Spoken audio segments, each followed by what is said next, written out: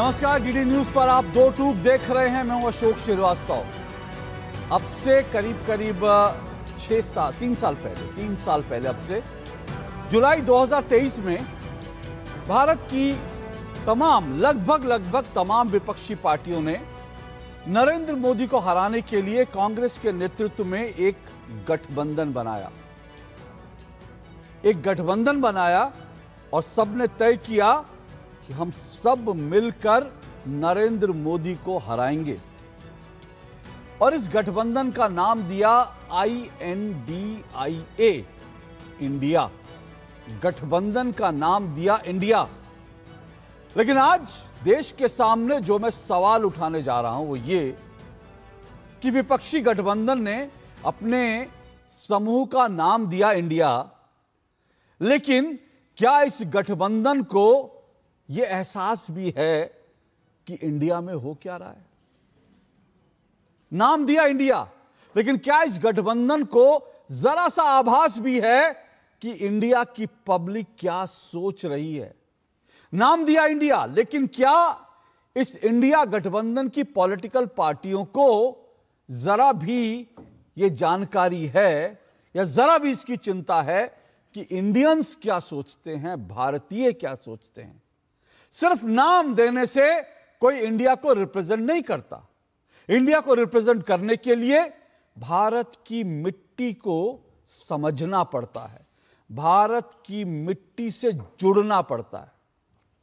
मैं आज ये सब इसलिए कह रहा हूं और आज ये जो INDIA इंडिया गठबंधन है, इस पर सवाल इसलिए उठा रहा हूं क्योंकि देश में जब इंडिया गठबंधन बना था उसके बाद से लेकर अब तक जितने चुनाव हुए हैं और जितने चुनावों में इस गठबंधन के जो पार्टियां, गठबंधन से जुड़ी पार्टियां, वो जब हारी हैं तो उन्होंने वहां की जनता के फैसले को स्वीकार ही नहीं किया।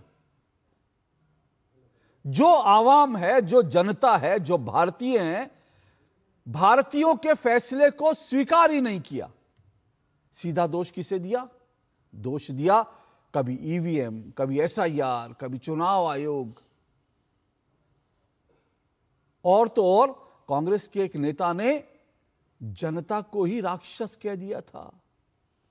मतलब आप सबको गरियाओगे, EVM को गरियाओगे, SIR को गरियाओगे, चुनाव आयोग को गरियाओगे, देश की जनता को भी गरियाओगे, और फिर भी चाहते हो कि जनता आपको वोट दे दे, आपको वोट देकर जिता दे।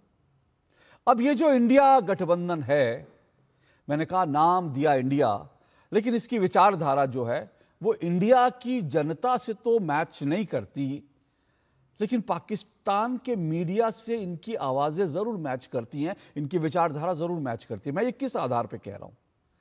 आज वो तारीख है जब आज की रात ऑपरेशन सिंदूर हुआ था। भारतीय सेना ने पाकिस्तान में 11 जो आतंकी ठिकाने थे उन पर बाकायदा सटीक बमबारी की थी, और उस वक्त पाकिस्तान ने यही आवाज उठाई। पाकिस्तान ने कहा नहीं, हमने तो भारत के विमान गिरा दिए, भारत ने तो कुछ किया ही नहीं, भारत तो कुछ कर ही नहीं पाया, भारतीय सेना नाकाम हो गई। और उस समय जो इंडिया गठबंधन की पॉलिटिकल पार्टियां, उन्होंने भी वही बात कही थी। उन्होंने भी संसद में कहा भारत के कितने जहाज गिरे, भारत का नुकसान हुआ, भारत ने ये नहीं किया, भारत तो बिल्कुल पिट गया। जो पाकिस्तान के लोग कह रहे थे वो इंडिया गठबंधन के नेताओं की जबान से हम सुन रहे थे, और जब इंडिया गठबंधन के नेताओं ने जो कहा वो हम पाकिस्तान के मीडिया में सुन रहे थे। और अब पश्चिम बंगाल के चुनाव के बाद भी यही हो रहा है। पश्चिम बंगाल के चुनाव में जनता ने अपना फैसला सुना दिया, लेकिन ये जो इंडिया गठबंधन है ये इस फैसले को स्वीकार करने के लिए तैयार नहीं है। दोष किसको दे रहे हैं? दोष दे रहे हैं SIR करवा दिया, चुनाव रिग हो गया, 2.5 लाख लोग भेज दिए, 2.5 लाख सिक्योरिटी फोर्सेस भेज दिए, फलाना हो गया, ढिमकाना हो गया, चुनाव लूट लिया गया, संस्थाओं पे कब्जा हो गया, फलाना ढिमकाना। और आज पाकिस्तान का मीडिया भी वही कह रहा है कि जो पश्चिम बंगाल में जो जीत हुई है ना, ये SIR में गड़बड़ी कराने के कारण हुई है। इसलिए मैंने कहा ना, नाम इंडिया, लेकिन इंडियंस से कोई लेना देना नहीं। नाम इंडिया, लेकिन विचारधारा तो पाकिस्तान से मिलती है, मैच होता है। आज इस पर चर्चा जरूरी है। हार नहीं स्वीकार, कब तक लोकतंत्र पर प्रहार? क्योंकि आप अगर डेमोक्रेसी में जनता का फैसला, जनता का निर्णय स्वीकार करने को तैयार ही नहीं है, तो यह सीधा सीधा देश की डेमोक्रेसी पर हमला है, प्रहार है। अगर आप में जरा भी बड़प्पन होता तो आप जनता का फैसला स्वीकार कर लेते। आज इसी पर मैं दो टूक करूंगा, लेकिन इससे पहले मैं आगे बढ़ूं, मैं आपको इंडिया गठबंधन के नेताओं के बयान सुनवाता हूं। हालांकि इंडिया गठबंधन के नेताओं ने जो कुछ कहा उसका प्रतिकार, उसके बदले में बीजेपी के नेताओं ने भी कहा, लेकिन आज मैं बीजेपी के नेताओं का कोई बयान आपको नहीं सुनवाऊंगा। मैं आज आपको सिर्फ इंडिया गठबंधन के नेताओं का बयान सुनवाऊंगा और बंगाल की आम जनता को दिखाऊंगा, आम जनता का बयान सुनाऊंगा। क्योंकि मुझे लगता है यह बीजेपी वर्सेस इंडिया नहीं है, यह इंडिया गठबंधन वर्सेस इंडियन है।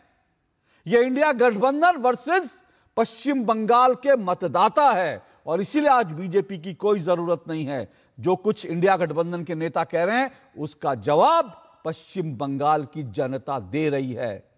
नाचकर, गाकर, आंसू बहाकर, जय श्री राम और भारत माता की जय का नारा लगाकर। सुनिए, ये पैकेज थोड़ा लंबा है लेकिन आनंद आपको आएगा जरूर। देखिए जरा।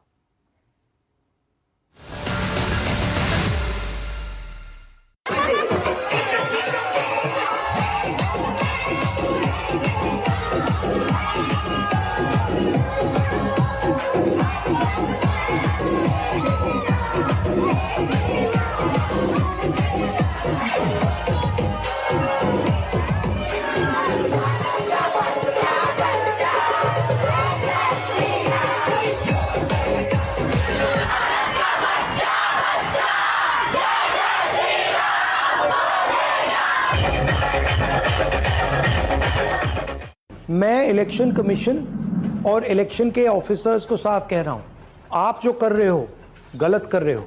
ये ट्रीजन है, देश के खिलाफ है। जय जय श्री राम।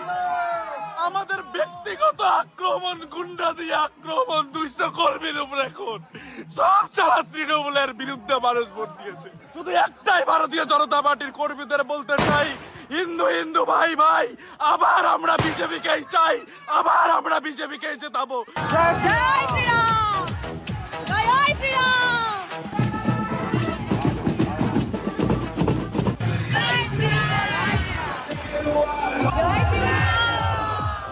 जिस दौर से हम लोग, हमारा देश, हमारा लोकतंत्र आज गुजर रहा है और जो एक भयानक खेल चल रहा है, पूरे लोकतंत्र को कैप्चर करने का, हाईजैक करने का। अरे इतना खुशी है लोगों में। सबसे बड़ी बात है, खुशी से ज्यादा बात जो है कि सांस लेने में लोगों को आराम हो रही है। जैसे लग रहा किसी ने दम घुट रहा था, किसी ने गला घुट के रखा था। आज पहली बार हम लोग खोल के सांस ले ले। इतनी लोगों में इतना ज्यादा उच्छ्वास, सारे लोग रास्ते में आ गए। जनता, पहले ऐसे हालत होती थी कि हम लोग बैनर लेके, पोस्टर लेके घूमते थे, साथ में लगाने वाला नहीं होता था। और आज देखिए पूरे रास्ता में सभी लोग उतार गए, जनता जनार्दन हमारे साथ उतार गए। इससे ज्यादा खुशी और कुछ नहीं हो सकता।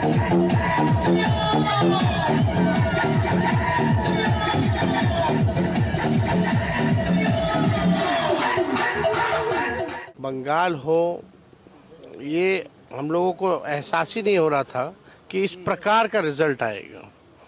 लेकिन बीजेपी है, पूरा सिस्टम और मशीनरी इनके हाथ में है। The women of West Bengal ousted another woman. What did she do wrong? She never had the sense, the good sense to show any kind of sympathy, solidarity, empathy for the women of West Bengal.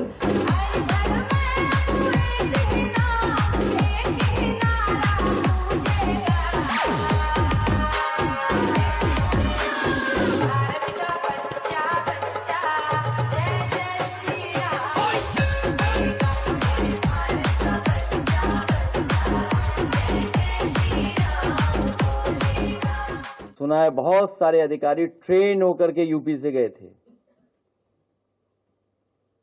और बड़ी संख्या में जो अधिकारी थे वहां post किए गए थे, जिनका बहुत गहरा संबंध यूपी से रहा। कुछ लोगों को पोस्टिंग में हमने भी ऑलाइज किया अपनी समाजवादी सरकार में। वो बंगाल में जाकर के लोकतंत्र को डैमेज कर रहे थे, डेमोक्रेसी को खत्म करने के लिए लगे हुए थे।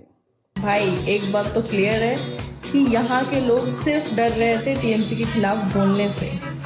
आज जैसे ही बीजेपी की जीत हुई, पूरे स्टेटस में, पूरे इंस्टाग्राम में मैंने ऐसे भी लोगों को देखा टीएमसी के अगेंस्ट बोलते हुए या बीजेपी के सपोर्ट में बोलते हुए, जिससे मुझे तो उम्मीद बिल्कुल नहीं थी।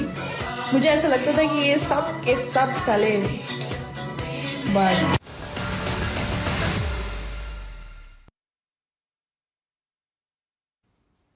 तो चलिए, आपको मैंने दिखाया कि इंडिया गठबंधन के नेता क्या कह रहे हैं और इंडियंस क्या कह रहे हैं, ये समझना जरूरी है। और आप किस तरफ हैं, फैसला आप कीजिए। लेकिन आज मेरी डिबेट में 4 मेहमान जो हैं जुड़ चुके हैं।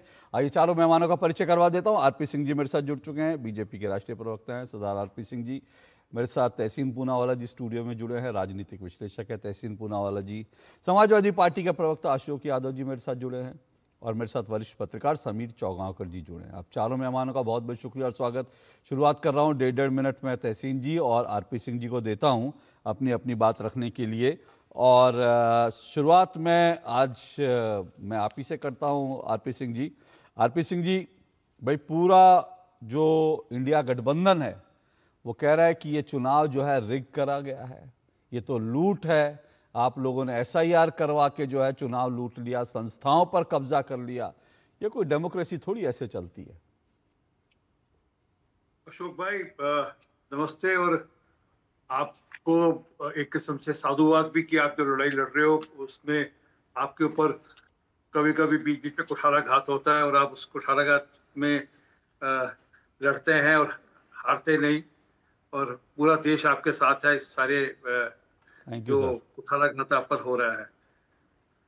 और मेरी बात साबित इसी बात से होती है कि ये जो मानसिकता है ना, इसी मानसिकता के विरोध में लोगों ने गुस्से में वोट दिया है।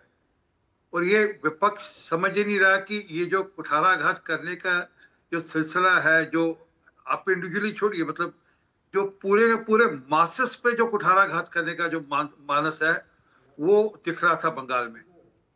मैं बंगाल में था, मैं भवानीपुर में था। मैंने भवानीपुर के कुछ फोटोग्राफ्स अभी आपको मैं दिखा दूंगा। मतलब ममता बनर्जी की नुक्कड़ मीटिंग में कुर्सियां खाली थी, और मैं आपको फोटोग्राफ भेज रहा हूं, मेरे फोन से खींची फोटोग्राफ है, इसलिए नहीं कि कोई AI जनरेटेड है। ममता बनर्जी की खुद की नुक्कड़ मीटिंग की कुर्सियां खाली थी। तो दिखता है कि लोगों के मन में एक भय था, डर था, और वो जैसे जब मौका मिल रहा था लोग उसको भय और डर से निकलकर बाहर आ रहे थे। और अब उनको मौका मिला। 92% से अधिक वोट पड़े, लगभग 92% लगभग दोनों राउंड्स में मिलाकर।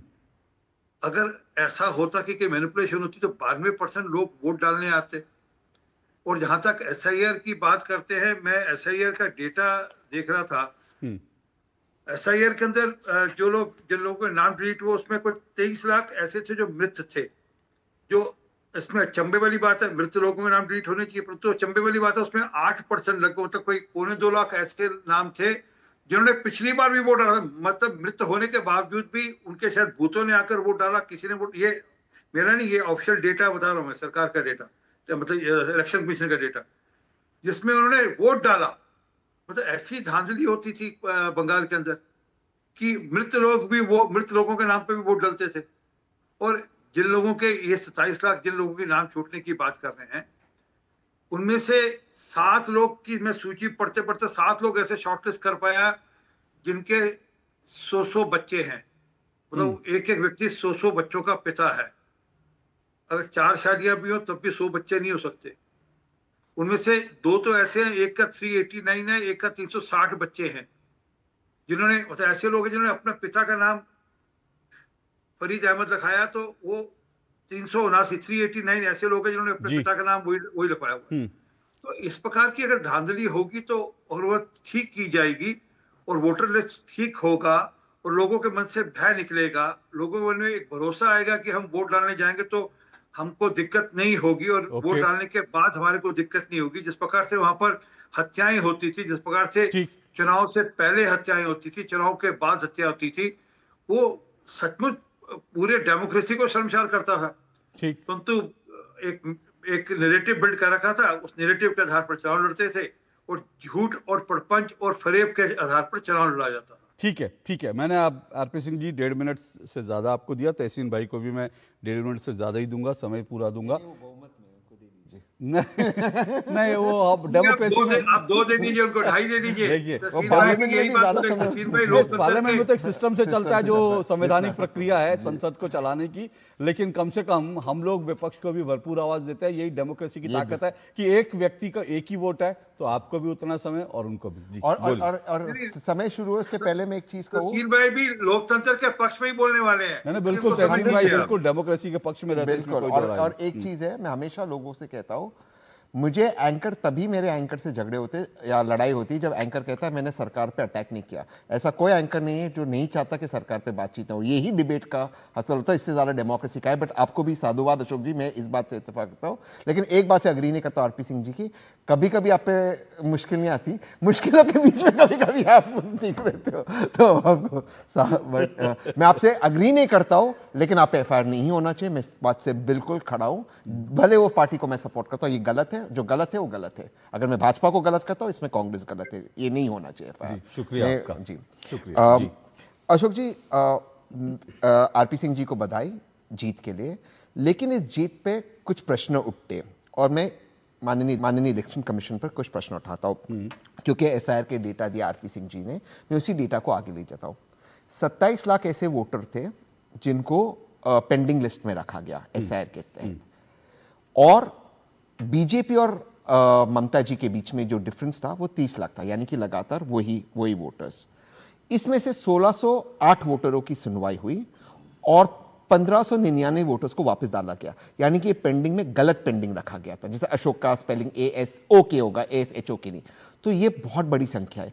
अब मैं ये नहीं कह रहा 27.5 लाख टीएमसी के लिए वोट करेंगे, लेकिन हम आज़ाद इसीलिए हुए कि हर एक भारतीय को अधिकार मिले एक आदमी को एक मत का, जैसे आपने कहा। 27 लाख लोगों को महरूम रखना, ये इलेक्शन कमीशन ने बहुत बड़ा पाप किया है, ये मेरे हिसाब से। दूसरी चीज़, 41 ऐसी कॉन्स्टिट्यूएंसीज थी, सॉरी 49 ऐसी कॉन्स्टिट्यूएंसीज थी जहां पर एसआईआर का जो नंबर था डिलीशन और जो मार्जिन था भाजपा और टीएमसी में वो कम था। उसमें से कुछ भाजपा जीती, कुछ टीएमसी जीती, अधिकतर टीएमसी जीती।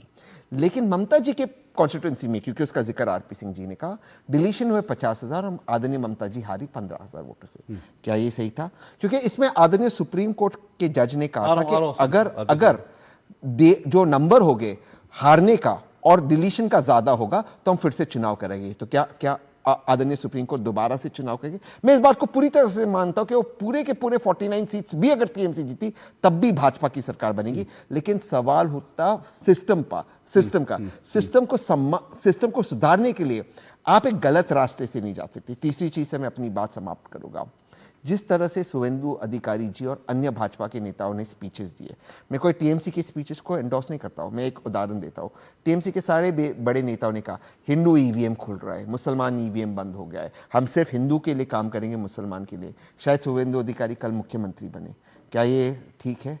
चुनाव में हमारे तनाव हो सकते हैं, लेकिन क्या चुनाव के बाद चुने हुए प्रतिनिधि को इस तरह की बातें करनी चाहिए? इस पर भाजपा को सोचना चाहिए और कहीं ना कहीं इलेक्शन कमीशन को इसको पुल अप करना चाहिए। Okay, RP Singh ji respond करिए। तहसीन, आप तो वकील भी हैं और पढ़े लिखे वकीलों में से हैं, मतलब कुछ अच्छे वकीलों में से हैं। Thank you sir. तहसीन भाई, जो देश की प्रधानमंत्री जी की लाभकारी स्कीम से जरा उनका खाता कभी खोलकर देखना, वो जन धन योजना हो, वो आयुष्मान भारत हो, वो गैस सिलेंडर की स्कीम हो, सिर पे छत की स्कीम हो, पानी नल से जल की स्कीम हो, लगभग 34% मुसलमान हैं जो उसके लाभकारी हैं। एवरेज सब स्कीम का एवरेज निकालो 34%। पॉपुलेशन कितनी है देश में? 14 से 15% होगी, लाभकारी ज्यादा है। तो सरकारें कभी ये सोच के नहीं काम करती कि ये हिंदू है या मुसलमान है। वो कहने के लिए ठीक है, राजनीतिक कार्यकर्ता कोई राजनीतिक जोश में आकर कुछ शब्द कहते, परंतु जब सरकार काम करती है और खास कर भाजपा की सरकार काम करती है तो कभी ये सोचकर नहीं करती। मुझे याद है यूपी के अंदर बैठे हैं भाई साहब, बता देंगे कि पहले तय होता था कि ये मुसलमानों का गांव है तो पहले बिजली यहाँ मिलेगी, हिंदुओं के गांव को बिजली बाद में मिलेगी। मैं आपको एग्जैक्टली गांव के नाम भेज दूंगा। तो ये स्थिति थी।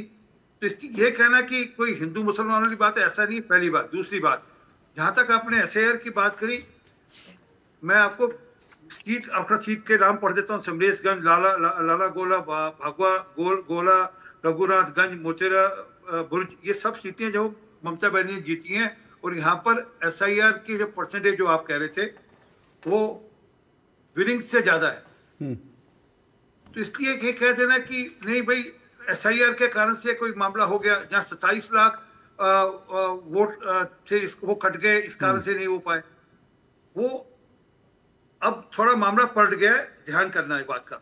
मैं जहां रहता हूं, मेरा पोलिंग बूथ नंबर 40 है, मेरा वोट नहीं था, कट गया था बिकॉज ऑफ SIR। रिस्पॉन्सिबिलिटी मेरी है कि मैं अपना वोट का मामला, अपने कागज ठीक कराऊं। मैं अपने कागज लेकर गया। 2002 का मैं कहाँ रहता था, उसके डॉक्यूमेंट, पेपर, एविडेंस, अपना जन्म प्रमाण पत्र सब लेकर गया, अपने परिवार का लेकर गया और सबमिट कर आया, तो मेरा वोट ऐड हुआ है। ये अब ये नहीं कि वो जिम्मेवारी सिर्फ इलेक्शन कमीशन, जिम्मेवारी नागरिक होने के नाते उतनी हमारी है कि हम अपने डॉक्यूमेंट ठीक करें। तीसरी बात, जरा याद करो, ये SIR का प्रोसेस डिले क्यों हुआ? ममता बनर्जी गई थी ना कोर्ट में कि ये गलत हो रहा है, और जब कोर्ट ने अपने यहाँ से जुडिशियल अधिकारी तय कर दिए थे, उसका ममता बनर्जी छाती ठोक ठोक कर कह रही थी, देखा मैंने इलेक्शन कमीशन को मिट्टी चटा दी, मैंने उनको रगड़ दिया, अब कोर्ट ने जुडिशियल अधिकारी तय कर दिए हैं, अब बिल्कुल ठीक होगा। वो प्रोसेस बाकी राज्यों में भी चला। बाकी राज्यों में टाइम सेट क्यों होगा? बाकी राज्यों में दिक्कत क्यों नहीं है कि वो समय की पाबंदी के अनुसार से जो समय सीमा थी, उस समय सीमा के अनुसार वहां पर ठीक हुआ। और मैं एक डेटा और देता हूँ, गुजरात के अंदर 13.4% वोट डिलीशन हुआ है, यूपी के अंदर 13.2% हुआ है, छत्तीसगढ़ के अंदर 11.7, तमिलनाडु के अंदर 11.5 और बंगाल के अंदर 11.9। बंगाल में भी बाकी राज्यों से कम भी है कई राज्यों से। देखिए सबसे बड़ी बात क्या है, एक मिनट, मैं जो बात कहना चाहता हूँ कि जब वहां पर प्रोसेस ठीक टाइम पर पूरा हो पाया, यहाँ पर रोड़े अटकाए गए, यहाँ पर दिक्कतें खड़ी की गई, यहाँ पर जुडिशियल अफसर्स को घेरा गया, उनको कई घंटे बंधक बनाया गया, उसमें महिला अफसर भी थी। तो अगर आपकी मानसिकता ये होगी कि हमने काम नहीं करने देना, तो उसका नतीजा भी वैसा आएगा। सर मैं एक डेटा रख दूं, जो क्योंकि SIR की बात चल रही है, तो आपने जैसा बताया सही बात है, SIR केरल में भी हुआ, मैं वही कह रहा SIR था। तमिलनाडु में भी हुआ। मैं आ रहा हूं एक मिनट आ रहा हूं। अच्छा, इन दोनों जगह पर जो है लोकतंत्र जीत गया बकौल इंडिया गठबंधन के नेताओं के, लेकिन SIR जब बंगाल में होता है तो वहां पे डेमोक्रेसी की हत्या हो जाती है। अच्छा, जो आपने शुभेंदु अधिकारी की सीट का कहा, ऐसी 49 सीटें हैं, करेक्ट, ठीक है ना। तो पहली बात तो ममता बनर्जी अगर सुप्रीम कोर्ट में जाएंगी तो मुझे लगता है उनको वहां से कोई ना कोई रेमेडी मिलेगी, उनको जाना चाहिए सुप्रीम कोर्ट। लेकिन दूसरी बात क्या है, जो 293 में 49 सीट जहां पर जीत का अंतर जो वोट कटे उससे कम रहा, वहां पर से 26 सीटें बीजेपी ने जीती, 21 सीटें TMC ने जीती, और कांग्रेस को जो 2 सीटें मिली वो तो उसी में मिली। तो ये तो तय है कि अगर SIR के इसमें वोट कटने वाला ये फॉर्मूला निकाल भी दिया जाए, और अगर ये 26 की 26 सीटें बीजेपी से छीन ली जाए, तब भी सरकार तो बीजेपी की बन रही है। तो डेमोक्रेसी की हत्या कैसे हुई? सर आप तो 26 कह रहे हैं, मैं तो कह रहा हूं फुल 49 मिल जाए TMC को, तब भी भाजपा की सरकार बनेगी। मैं उस चीज से इनकार ही नहीं कर रहा हूं। और मेरा ये तर्क था कि SR तो केरल में भी हुआ, केरलम में भी हुआ, SR तो तमिलनाडु में भी हुआ जब पे इंडिया अलायंस जीता। बात वो नहीं है, इन दोनों सूबों में 27 लाख लोगों को महरूम नहीं रखा गया जो यहां पर रखा गया पेंडेंसी के अंदर, और उसमें से 1608 की महज सुनवाई हुई, जिसमें से 1599 को रीइंस्टेट किया गया। ये इलेक्शन कमीशन की गलती है, और माननीय सुप्रीम कोर्ट, हम इसके सामने सर झुकाते हैं, लेकिन माननीय सुप्रीम कोर्ट ने कहा इस बार अगर आप वोट नहीं करोगे अगली बार हम आपको अधिकार दे देंगे, इसलिए हम आजाद नहीं हुए। ये गलत था इलेक्शन कमीशन का, उसको मानना होगा। इस तरह की गलती नहीं कर सकते आप, किसी को कैसे महरूम कर सकते? आरपी सिंह सर, आप बहुत ज्यादा प्रिविलेज्ड है, इसलिए आप डॉक्यूमेंट्स 2002 के देख के आपका नाम आ गया। ऐसे उन 27 लाख लोगों में से केवल 1608 लोगों की सुनवाई हुई साहब, ये गलत है, और जो गलत है उसे कहना चाहिए। एक और चीज मैं कहना चाहता हूँ, एक और चीज मैं आगे की बात कह दूं, एक ही लाइन, समीर सर है, मैं उनकी बहुत इज्जत करता हूँ।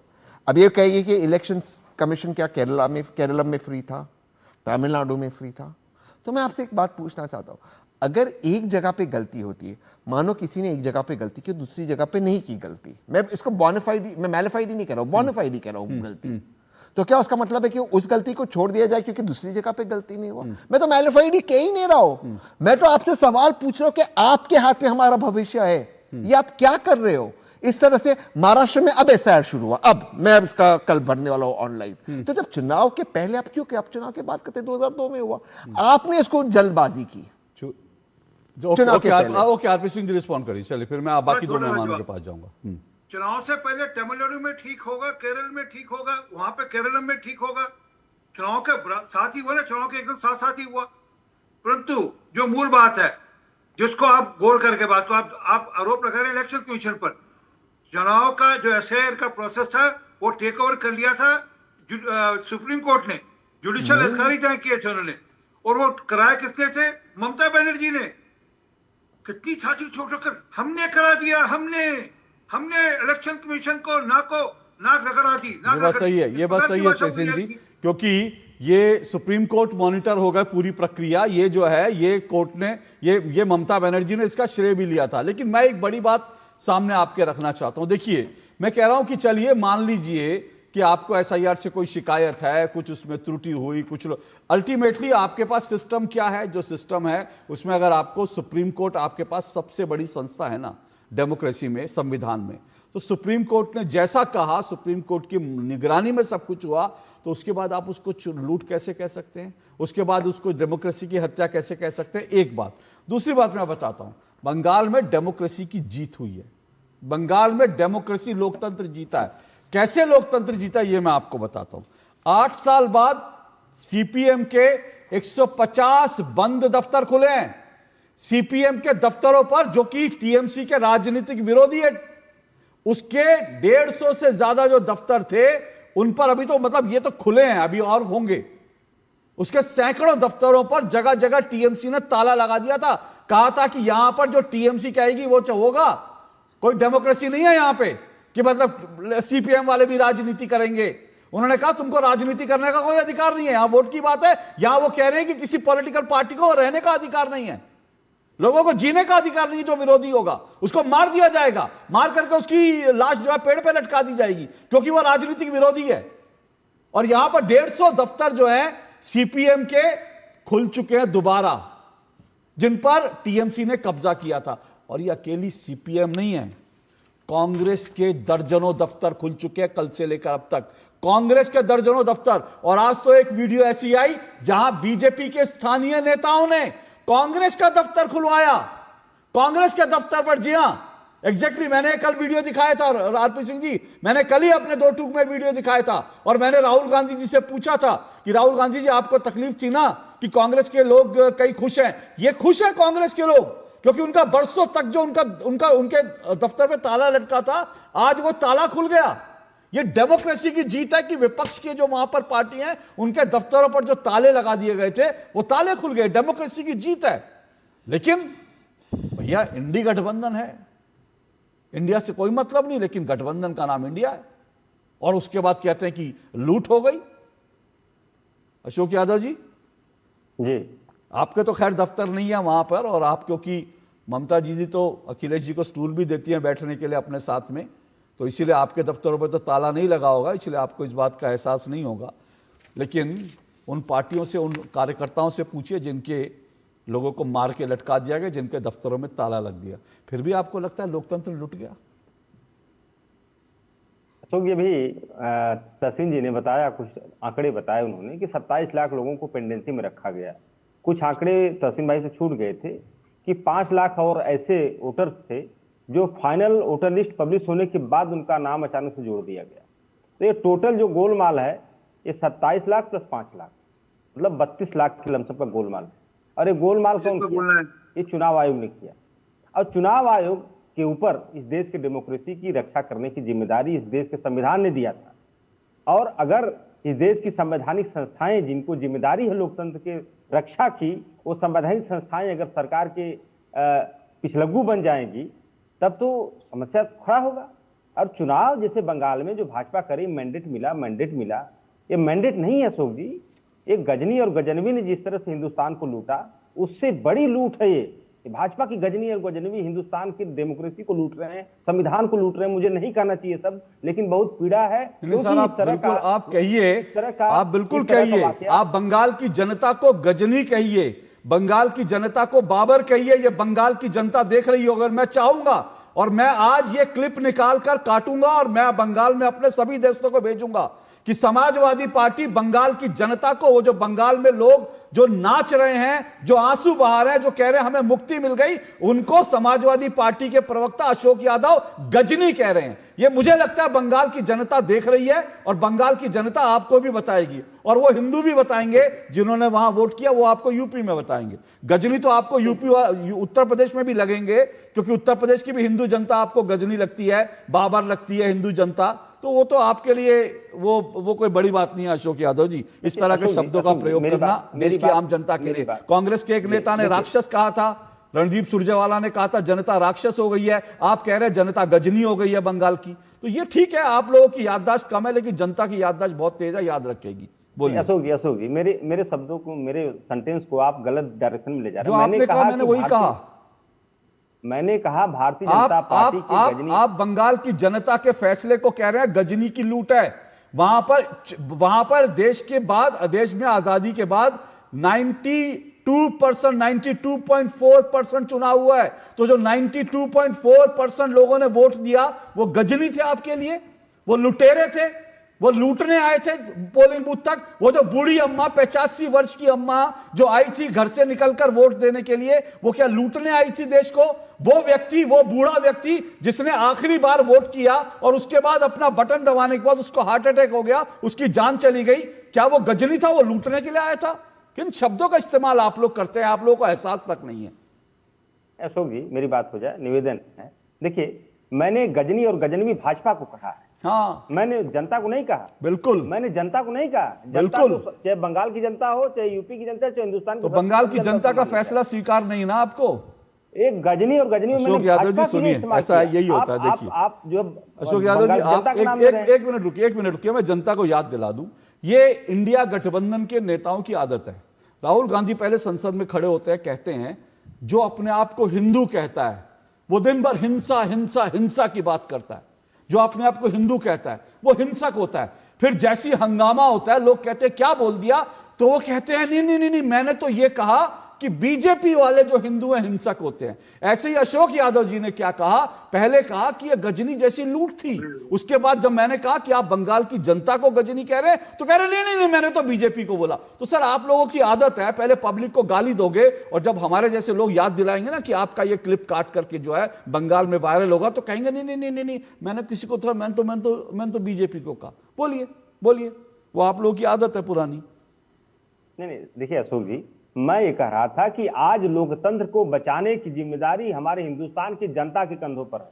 इस देश के लोकतंत्र की रक्षा अगर कोई कर सकता है तो हिंदुस्तान की जनता, और उस जनता के पीछे कोई खड़ा है तो इंडिया गठबंधन। आपने कहा कि इंडिया गठबंधन क्यों बना, उसका नाम इंडिया क्यों रखा गया? इसीलिए रखा गया क्योंकि इंडिया और भारत हमारे दिल में बसता है और हमें अपने हिंदुस्तान की रक्षा करनी है, हिंदुस्तान के लोकतंत्र और संविधान की रक्षा करनी है इस भारतीय जनता पार्टी रूपी गजनी और गजनवी से। अच्छा, आपसे एक सवाल पूछता हूं, फिर मैं समीर जी के पास जाऊंगा। अच्छा बोलिए बोलिए आरपी सिंह जी।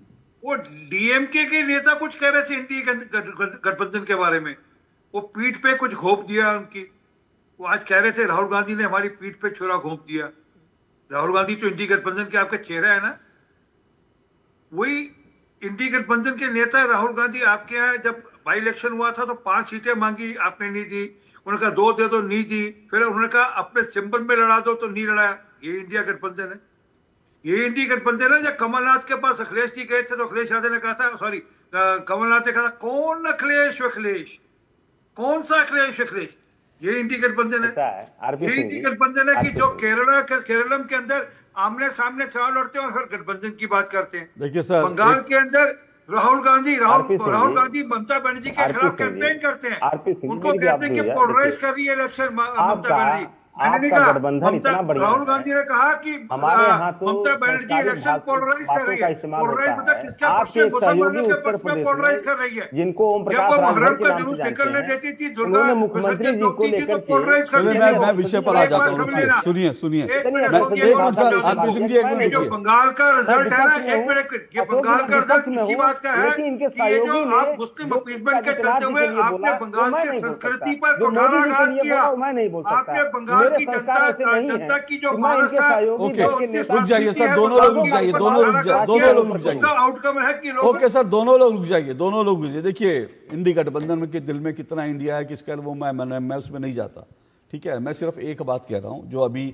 अशोक यादव जी ने कार्य करते करते कहा कि चुनाव आयोग पर रक्षा की जिम्मेदारी है ना, जो डेमोक्रेसी है उसकी रक्षा की जिम्मेदारी है, बिल्कुल ठीक है। चुनाव आयोग से आपको शिकायत हुई, आपको लगा असंवैधानिक काम कर रहा है चुनाव आयोग, तो आप लोग कहां गए?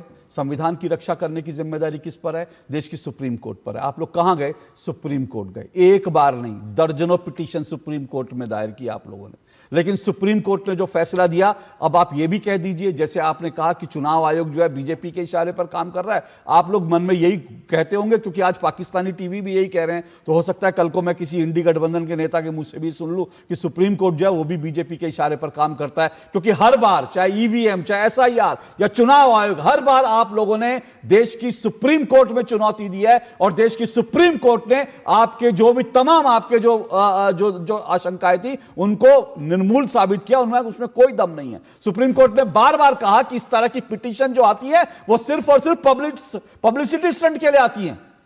ये सुप्रीम कोर्ट के शब्द है। ईवीएम को लेकर सुप्रीम कोर्ट ने कहा, ये ईवीएम को लेकर सुप्रीम कोर्ट ने कहा कि जब आप जीतते हैं, ये देखिए ये सुप्रीम कोर्ट का फैसला है, सुप्रीम कोर्ट ने कहा जब आप हारे तब होती है खराब ईवीएम, हाँ, जब आप हारे तो ईवीएम, ये सुप्रीम कोर्ट कह रहा है। अब आप कह दीजिए सुप्रीम कोर्ट भी बिकी हुई है, बीजेपी के इशारे पर काम कर रही है, लेकिन वो कहने की हिम्मत नहीं है आप लोगों की। चुनाव आयोग को कह देते क्योंकि चुनाव आयोग के पास ऐसा कोई ताकत नहीं है कि वो आप लोगों का कान पकड़ के उमेट सके। सुप्रीम कोर्ट के पास है ताकत, इसलिए सुप्रीम कोर्ट को आप और सुप्रीम कोर्ट को गाली देंगे तो फिर संविधान के रक्षक कैसे बनेंगे? तो आप लोगों का डबल स्टैंडर्ड तो रोज एक्सपोज होता है। लेकिन समीर चौगांवकर जी, सर अभी ये तो गजनी की तरह लुट गया भाई बिहार, तो जैसे गजनी ने लूट लिया था वैसे ही पश्चिम बंगाल को गजनी की तरह लूट लिया गया भाई। देखिए अशोक जी, अभी अशोक यादव जी ने जिस तरीके से संबोधन दिया है बिहार की जनता के लिए, जिस तरीके से मैंडेट का अपमान किया है, मतदाताओं का अपमान किया है, बहुत लंबा समय नहीं है अभी उत्तर प्रदेश के चुनाव के लिए। 10 से 11 महीने बाद उत्तर प्रदेश का चुनाव होने वाला है और वहां जब ये हारेंगे तो मुझे लगता है फिर उसी भाषा का इस्तेमाल करेंगे जो अब बंगाल की भाषा के लिए कर रहे हैं। 2024 के लोकसभा चुनाव में अगर भारतीय जनता पार्टी 33 सीटों पे आ जाती है, समाजवादी पार्टी को 37 सीटें मिल जाती है, तब ये नहीं कहती है कि भाई ईवीएम में खेल हुआ है, लोकतंत्र को लूटा गया है और हमारे फेवर में इस तरीके से हुआ है। तब ये कहते हैं लोकतंत्र की जीत है, जनता जनार्दन है। जब ये फैजाबाद की लोकसभा सीट जीत जाते हैं जिसमें अयोध्या मंदिर आता है, तो वहां के सांसद को अखिलेश यादव किस तरीके से लोकसभा में लेकर साथ साथ चलते हैं और किस तरीके से कहते हैं कि भाई इनके राम अयोध्या में हार गए हैं। तो मुझे लगता है कि जनता ने सब देखा है, हिंदुस्तान की जनता देख रही है। और उसके बाद जिस तरीके से इन्होंने अयोध्या में भारतीय जनता पार्टी की फैजाबाद सीट को जिस तरीके से मखौल उड़ाया था कि राम का मंदिर बनवाया और राम ने आपको हरवाया, तो उसके बाद जब वहां पर जो उपचुनाव हुए उसमें जनता ने सबक भी सिखा दिया जितने भी उपचुनाव हुए। तो मुझे लगता है कि बहुत ज्यादा समय नहीं है अभी समाजवादी पार्टी प्रवक्ता को, और उसका डर अब जो बिहार में हुआ, बिहार के बाद जो बंगाल में हुआ, उसका डर अखिलेश यादव के चेहरे पर, अखिलेश यादव के बयान पर नजर आ रहा है कि अखिलेश यादव किस तरीके से बयानबाजी कर रहे हैं, ट्विटर पे किस तरीके से पोस्ट कर रहे हैं। मुझे लगता है लोकतंत्र के अंदर में हार जीत लगी रहती है और उसे अब गरिमा के साथ स्वीकार करना चाहिए। ममता बनर्जी अगर ये कह दे कि मैं इस्तीफा नहीं दूंगी, अरविंद केजरीवाल अरेस्ट हो जाते ईडी में और इस्तीफा नहीं जाते और बेशर्मी से कहते हैं कि मैं जेल से, तिहाड़ जेल से मैं दिल्ली की विधानसभा को चलाऊंगा, मुख्यमंत्री का काम करूंगा, तो जनता ने सबक सिखा दिया। उसके बाद अरविंद केजरीवाल भी हारे और आम आदमी पार्टी भी सत्ता से बाहर हो गई। ममता बनर्जी हारने के बाद कहती है कि मैं इस्तीफा नहीं दूंगी क्योंकि ये ईवीएम की लूट है। अगर आपको लगता है कि ईवीएम की लूट है तो सुप्रीम कोर्ट के दरवाजे 24 घंटे खुले, आप सुप्रीम कोर्ट में जाइए, आपके पास सबूत है। जो अभिषेक बनर्जी कहते हैं कि दोपहर को 12 से लेकर 4 बजे तक किस तरीके से वहां पर कैमरे को बंद कर दिया गया था और किस तरीके से वहां तांडव हुआ था लूट का, तो आप चुनाव आयोग के पास लेकर जाइए, आप सुप्रीम कोर्ट के पास जाइए, सुप्रीम कोर्ट उसका फैसला करेगा। हारने के बाद इस तरीके से बयान दे रहे हैं, तो आप चुनाव नहीं लड़ते। आपको लड़ता है कि election commission free and fair election नहीं कराएगा, आप चुनाव का बहिष्कार कर देते हैं। हम चुनाव लड़ेंगे, हम जनता के ऊपर भरोसा करेंगे, और चुनाव हारने के बाद अगर ममता बनर्जी 200 सीट जीत जाते तो ममता कहते कि बंगाल की जनता ने जनार्दन का आशीर्वाद मेरे साथ है और देखिए मैं किस तरीके से जीती हूँ। लेकिन ममता बनर्जी को पता था कि यह चुनाव बहुत बुरी तरीके से हार रही है, इसलिए अभिषेक बनर्जी और ममता बनर्जी ने चुनाव की शुरुआत से लेकर जिस तरीके से चुनाव आयोग को विलीन बनाने की कोशिश की, जिस तरीके से सुप्रीम कोर्ट कटघरे में खड़ा करने की कोशिश की, जिस तरह से पूरी एसआईआर प्रक्रिया पर प्रश्न चिन्ह उठाया, जिस तरीके से ममता बनर्जी खुद काला कोट पहनकर सुप्रीम कोर्ट चली जाती है, जिस तरीके से ममता बनर्जी का व्यवहार पूरे चुनाव के समय नजर आया, वो ये बताता है कि ममता बनर्जी मान चुकी थी कि वो हारी हुई लड़ाई लड़ रही है। और सर मैं एक बात ये कहना चाहता हूँ, समझ में आ रहा था। एक बात ये कहना चाहता हूँ, 29 तारीख तक जब पोलिंग हुई ना, एसआईआर तो तब तक हो चुका था, तब तक इन्होंने जो कुछ किया, लेकिन 29 तारीख को पोलिंग होने के बाद भी टीएमसी नेताओं के जो बोल थे और इंडी गठबंधन नेताओं के जो बोल थे, ये अलग बात है कि राहुल गांधी एक बार उन्होंने गुंडा तंत्र खुद कहा था, लेकिन उसके बाद उनके भी जो बोल थे वो इस तरह के बोल थे कि हम तो चुनाव जीत रहे हैं, हम तो चुनाव जीत रहे हैं, ये एसआईआर से कुछ नहीं फर्क पड़ता, हम चुनाव जीत रहे हैं। और उसके बाद जब एग्जिट पोल आए, एग्जिट पोल बकवास है, हम तो जीत रहे हैं। तो आपको तब नहीं पता था कि बंगाल लुट गया? तब नहीं आपको पता था कि बंगाल में जो है तैमूर लंग की तरह जो है बंगाल के लोगों ने जो जाके वो लूट लिया? तब आपको लग रहा था, लेकिन जैसे ही हारे, और ये बड़ा दुर्भाग्य की बात, मैं इसलिए कह रहा हूं सर, मुझे शर्मिंदगी इस बात पर होती है कि मतलब कब तक ये काठ की हांडी, हमने बचपन में पढ़ा था काठ की हांडी कब तक, लेकिन इनकी काठ की हांडी तो है वो जल चुकी है, उसके चिथड़े उड़ चुके हैं इनकी काठ की हांडी के, उनकी काठ की हांडी में कुछ बचा नहीं, फिर भी वही काठ की हांडी हर बार चढ़ाते हैं। अशोक जी, अभी आप कह रहे थे कि टीएमसी ने किस तरीके से ताला लगा दिया था कम्युनिस्ट पार्टी के कार्यालय पर, कांग्रेस के पार्टी के कार्यालय पे ताला डाल दिया था। तो अभी तो सरकार का गठन नहीं हुआ, अभी तो मुख्यमंत्री का शपथ ग्रहण होने वाला है, भारतीय जनता पार्टी की सरकार का गठन होने दीजिए, अभी तो फाइलें खुलेंगी ना, कई फाइलें जो ताले के अंदर रखी उनके ताले खुलेंगे, फाइलों के ताले खुलेंगे। 15 साल क्या लूट तंत्र चला है बंगाल के अंदर, और किस तरीके से भ्रष्टाचार का नंगा नाच बंगाल के अंदर हुआ है, किस तरीके से परिवारवाद वहां चला है, किस तरीके से अपराध को संरक्षण देने के लिए सरकारी मशीनरी पैसों का दुरुपयोग हुआ है, वो सारी बातें सामने आएंगी। और मुझे लगता है कि भारतीय जनता पार्टी एक श्वेत पत्र भी जारी करेगी और एक एसआईटी का गठन करेगी जो सभी मंत्रालयों की जांच करेगी। तो 15 साल में किस तरीके से लूटतन ममता बनर्जी का सामने था वो जनता के सामने आएगा। यही डर है। समीर जी, आप जो बात कह रहे हैं वो तो खुद टीएमसी के कई नेता कह रहे हैं। मैं एक ब्रेक ले रहा हूं, ब्रेक के बाद आता हूं, उसके बाद पूछूंगा कि अशोक यादव सही कह रहे हैं या टीएमसी के सांसद सही कह रहे हैं। आता हूं इस ब्रेक के बाद।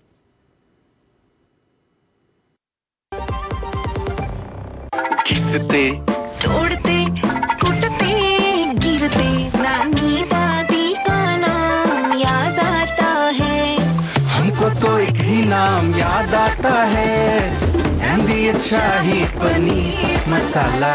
पनीर तो क्या मस्त बना डाला, एमडीएच का असली शाही पनीर मसाला, वो असली मसाले सच सच एमडीएच।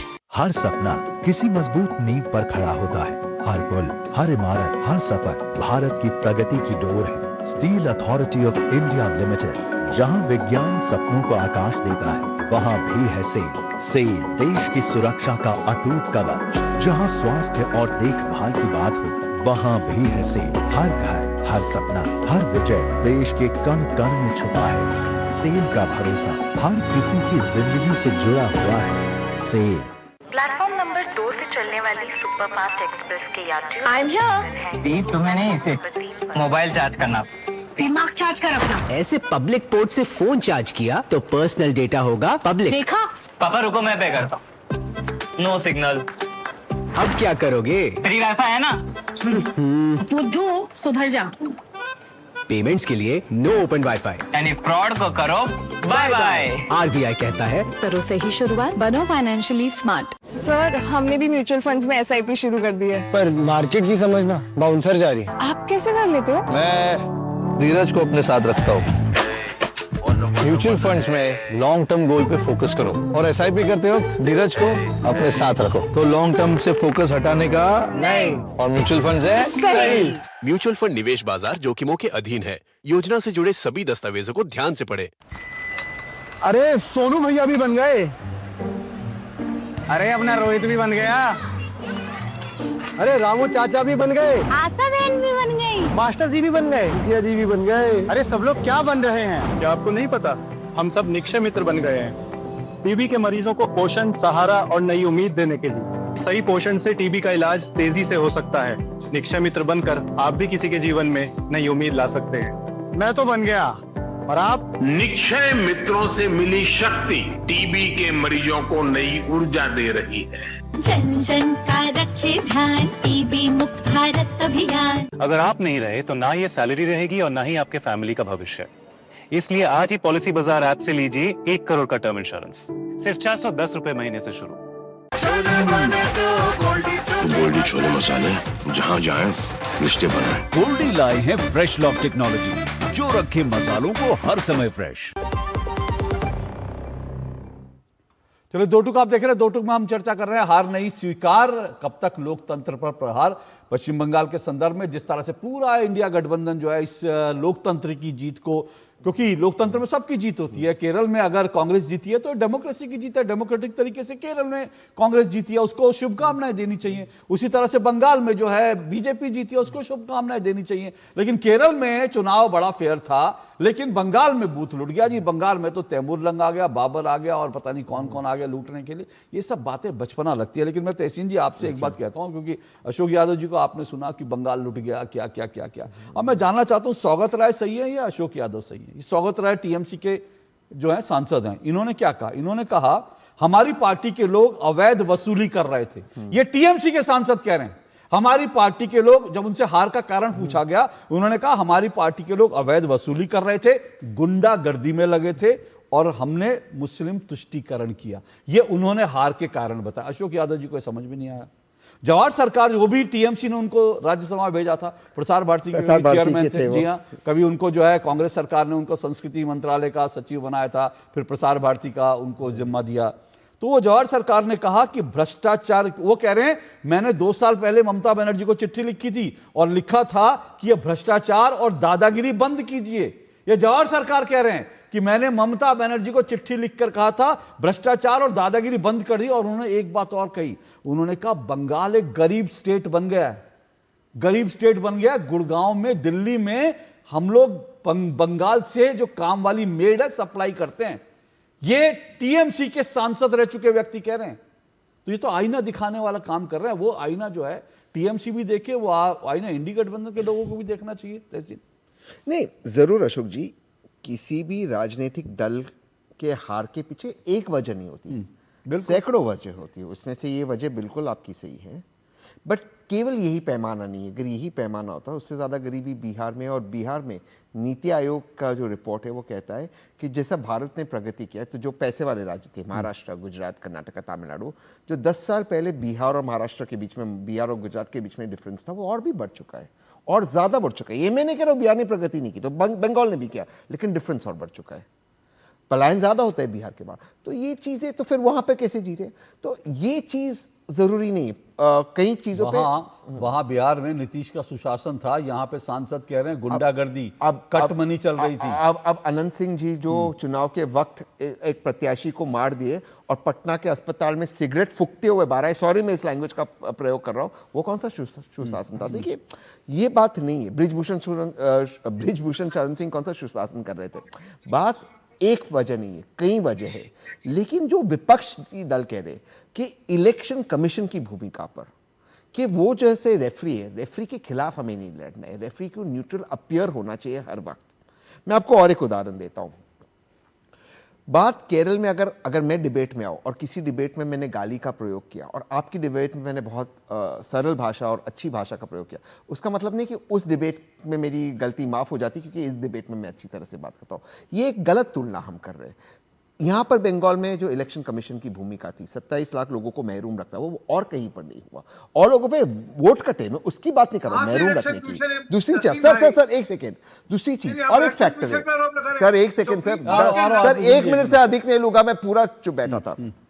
और एक फैक्टर है जहां इंडिया अलायंस को सोचना होगा।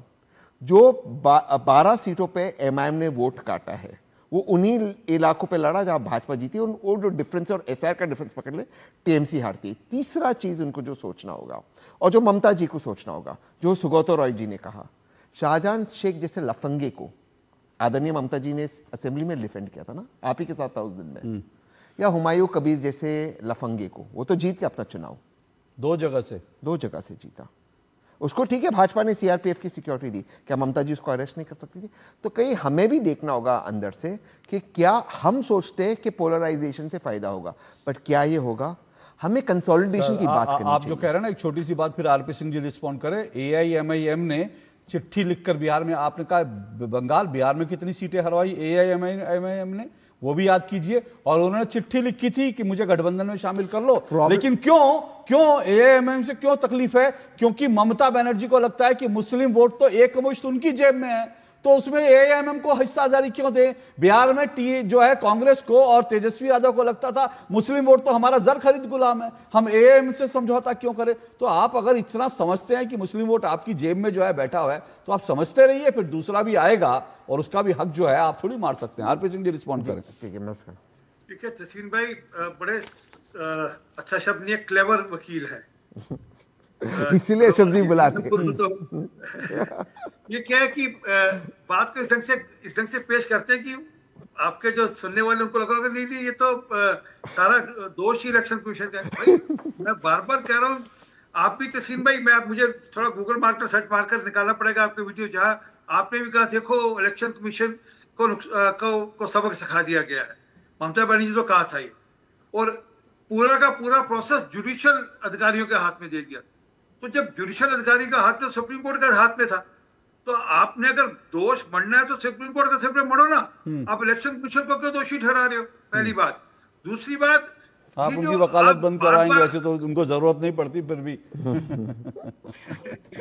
दूसरी बात, मैं बिल्कुल ध्यान से और समझकर आपको एक बात समझाना चाहता हूं, वो है कि ये जो पूरा इलेक्शन है, ये जो आपने कहा ना हुमायूं कबीर वगैरह सब, ये minority appeasement versus culture renaissance के खिलाफ था। आपने क्या किया कि वहां की जो मूल संस्कृति थी उस पर कुठाराघात किया बार बार, और दुर्गा विसर्जन या दुर्गा पूजा वहां के कोई धार्मिक पर्व नहीं है, वहां के सांस्कृतिक पर्व हैं बंगाल के, और आज देश के भी सांस्कृतिक पर्व है दुर्गा पूजा जी। आपने उसको रोका और मुहर्रम को जान दिया। उसके कारण से जो बंगाल का मानस है, राजनीति में लोग निशान लगाते रहते हैं एक एक कर, और जब मौका मिलता है फिर बटन दबाकर जवाब देते हैं। सर बंगाल के मानस कोई तो नहीं समझ रहे ये लोग। गुस्सा जो फूटा है, हाँ। वो जो बार बार आपने संस्कृति पर कुठाराघात किया, उसका गुस्सा फूटा है। वो उसका बेशक अब जकारा जय श्री राम बन गया, क्योंकि आपने जय श्री राम का जकारा लगाने वालों को भी जेल डाला था। सर मैं बार बार कह रहा हूं, आज बंगाल का जेनजी जिस तरह से नाच रहा है शादियों में, नाइट क्लब में, भारत का बच्चा बच्चा जय श्री राम बोलेगा, वो दिख रहा है कि उनको जिस तरह से प्रताड़ित किया गया था, जो दबाया गया था ना, वो निकाल रहा है। बिल्कुल हर जगह यही हो रहा है। ये आरपी सिंह जी, ये हमने देखा। लेकिन मैं अशोक यादव जी आपसे एक आखिरी बात जी जल्दी से। ये फोटोग्राफ है जो मैंने अपने कैमरे से ली थी ममता बनर्जी की नुक्कड़ सभा की जी। देख लीजिए, कुर्सियां खाली थी। ममता बनर्जी की नुक्कड़ सभा की कुर्सियां खाली सर वो तो समझ में आ रहा था, लेकिन उसके बावजूद भी बलि का बकरा चाहिए होता है ना। लेकिन मैं अशोक यादव जी जल्दी से जानना चाहूंगा, भाई काठ की हांडी कितनी बार चढ़ाएंगे? पहले आपने कहा ईवीएम हैक होती है, 40 बार ईवीएम के ऊपर जब आप कोर्ट में गए, 40 बार अदालत ने रिजेक्ट किया, और आखिरी बार कहा कि भैया हाथ जोड़ रहे हैं, सब मत लेकर आया करो, फालतू बोगस। उसके बाद जो है अलग अलग तरह से बॉम्बे में, महाराष्ट्र में हुआ, हरियाणा, हर जगह चैलेंज किया गया। बॉम्बे हाईकोर्ट ने तो ये तक कहा कि जब इस जो चुनाव में गड़बड़ी के जब लेके गए ना ये इंडी गठबंधन, तो बॉम्बे हाईकोर्ट ने कहा कि पूरा दिन बेकार चला गया, डे वेस्टेड। आप लोगों की पिटीशन में इतना दम नहीं था, कोर्ट कह रहा है डे, मेरा पूरा दिन खराब कर दिया आप लोगों ने, ये अदालत कह रही है। लेकिन आप लोग कब तक काठ की हांडी चढ़ाएंगे? सर कोई दूसरी हांडी वांडी नया बनवा लीजिए, कुछ अलग तरह से हांडी। एक ही हांडी कब तक चढ़ा के लोगों को समझते हैं? लोग तो समझदार है मुझे लगता है इस देश के। देखिए अशोक जी, बचपन में हम लोग चोर पुलिस का खेल खेलते थे, तो यही स्थिति यहाँ पे है। विपक्ष जो है जब तक भाजपा की एक चोरी पकड़ता है, तब तक भाजपा एक नया इनोवेटिव टाइप की चोरी शुरू कर देती है। ईवीएम से शिफ्ट होकर के अब दूसरा एसआईआर में आप उलझे रहिए, तब तक 27 लाख लोगों को पेंडेंसी में डाल दिया, 27 लाख लोगों के नाम पेंडेंसी में रहिए, तब तक 5 लाख लोगों का नाम जोड़ दिया। तो आप एक चोरी पकड़ेंगे, भाजपा उसके 3 गुना 4 गुना और नए स्मार्ट तरीके से चोरी करना शुरू कर देती है। और ये सारी चोरियां क्यों होती है? सत्ता हासिल करने के लिए, सत्ता की भूख। वाजपेयी जी ने कहा था, आप सीनियर पत्रकार हैं, वाजपेयी जी ने कहा था कि सरकारें आती जाती रहेंगी, इस देश का लोकतंत्र जिंदा रहना चाहिए। वाजपेयी जी ने यह भी कहा था, वाजपेयी जी ने यह तब कहा था, वाजपेयी जी ने तब कहा था जब आप लोगों ने 1 वोट से उनको हराने की कोशिश की थी। जब आपने 1 वोट से गलत तरीके से वाजपेयी जी को हराया था ना, तब ये कहा था। और आपने बचपन के खेल की याद दिलाई ना, मुझे भी बचपन में एक खेल याद है। हम भी गली मोहल्ले में क्रिकेट खेलते थे और जैसे ही हार जाते थे ना, तो जिसका बल्ला होता था वो लेके भाग जाता था। नहीं नहीं नहीं नहीं नहीं, मैं नहीं है, आपने भी खेला होगा। और अशोक यादव जी, और मुझे लगता है इंडी गठबंधन की तो ट्रेनिंग ही ऐसी ही होगी कि जहां अपना बल्ला लेकर खेलने जाओ और जैसे ही हार जाओ बल्ला लेकर भाग जाओ। नहीं नहीं, बेईमानी है, मैं नहीं, मैं आउट हुआ तो मैं गलत है, सब खेल खराब, क्योंकि बैट मेरा है, बैट मेरा है। तो आप लोग तो इसी तरह की आदत हो गई है। हर खेल के बाद एक रोने वाला बच्चा होता है, हर क्रिकेट खेल में और हर खेल में एक रोने वाला बच्चा होता है। जब वो पिट जाता है, हार जाता है ना, तो रोने लगता है कि हाय मुझे हरा दिया, मुझे हरा दिया। आप लोगों की हालत वही होगी। मैं बैट लेकर भाग जाता था। अशोक जी, आप जो भी बचपन का खेल बता रहे थे कि जो बल्ला लेके भाग जाता होगा, वो बल्ला लेके नहीं भागते होंगे। ये कहते हो कि एम्पायर कार्ड, हमारे एम्पायर गलत है, एम्पायर पॉजिटिव कर रहा है। हाँ। तो वहां भी एम्पायर को दोष देते थे और यहाँ पर भी एम्पायर को, चुनाव आयोग को ये दोष देने की उनको आदत है। बचपन की आदत पड़ी हुई है कि एम्पायर को दोष देते रहो। नहीं, मुझे पूछो, मैं सच बताता हूँ। वो उसको मैं पूरा 2-3 घंटा बॉलिंग कराता था, सिर्फ उसको परेशान करने के लिए मैं बल्ला लेकर भागता था। पर ये बात यही कह रहा हूँ, मैं यही कह रहा हूँ, यही सब कुछ चल रहा है भैया। कब तक अंपायर को दोष देते रहोगे? थोड़ा थोड़ा अपना नेट प्रैक्टिस भी कर लिया कीजिए, अपना खेल भी सुधार जो नए वोट जुड़े उसको लेकर हल्ला तो नहीं करेंगे बाद में? यूपी में वोट नए जुड़े हैं, उसको लेकर ये 5 लाख वोट की बात करेंगे। सर वो सब बात करेंगे, वो यूपी पे भी बात करेंगे, लेकिन फिलहाल तो वही है। मैं फिर से कह रहा हूं, थोड़ा नए बहाने ढूंढिए। आपके बहाने जो है वो जनता सुन सुन के त्रस्त हो गई है और इंडी गठबंधन की हार हुई है। लेकिन इंडिया जो है, इंडिया कुछ और कह रहा है, इंडी गठबंधन कुछ और कह रहा है। जिस दिन इंडी गठबंधन के नेता इंडियंस को समझ जाएंगे, इंडिया को समझ जाएंगे, उस दिन आप लोगों की स्थिति बेहतर हो जाएगी। आज के लिए इतना ही, कल आपसे मुलाकात होगी। इजाजत दीजिए, नमस्कार।